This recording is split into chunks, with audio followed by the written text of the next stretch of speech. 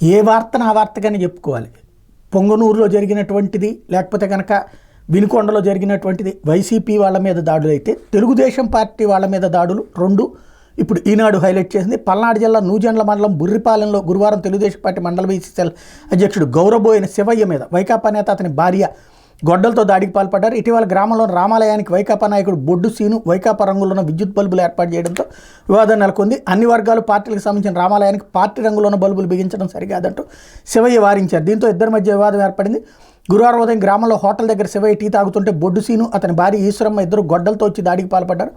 తీవ్రంగా గాయపడిన శివయ్యను స్థానికులు వినుకొండలోని ఆసుపత్రిలో తరలించారు.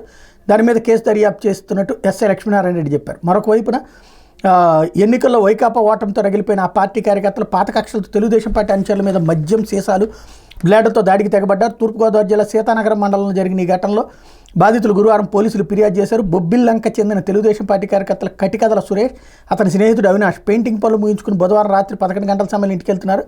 అదే గ్రామానికి చెందిన జయబాబు రాజమహేంద్రవరం గ్రామీణ మండలం వెంకటనగరానికి చెందినటువంటి అశోక్ రామచంద్రపురానికి చెందిన ప్రసాద్ శేఖర్లు మద్యం సీసాలు పగలగొట్టి బ్లేడ్లతో గీస్తూ వారిపై దాడికి పాల్పడ్డారు. మొదటి సురేష్ మీద దాడి చేయగా అడ్డొచ్చిన అవినాష్ మీద మూకమ్మడిగా విరుచుపడ్డారు. వైకాపా సానుభూతి పడని జయబాబు నెయ్యి వ్యాపారం చేస్తారు, అతను నకిలీ నెయ్యి అమ్ముతున్నట్టు 2 ఏళ్ల క్రితం నేను చెప్పానని అపోహపడ్డారు. దీనికి తోడు ఎన్నికల్లో వైకాపా ఓటంతో రాజకీయ కక్ష పెంచుకున్నారు. చివరికి దాచి కాచి ఇట్లా దాడులకు పాల్పడ్డారని సురేష్ ఆరోపించారు. కూటమి ప్రభుత్వం వస్తే ఏం చేస్తారని బెదిరించారని వాపారు. వారి నుంచి తప్పించుకుని అర్ధరాత్రి రాజమహేంద్రవరం ప్రభుత్వ ఆసుపత్రిలో చేరారని చెప్పారు.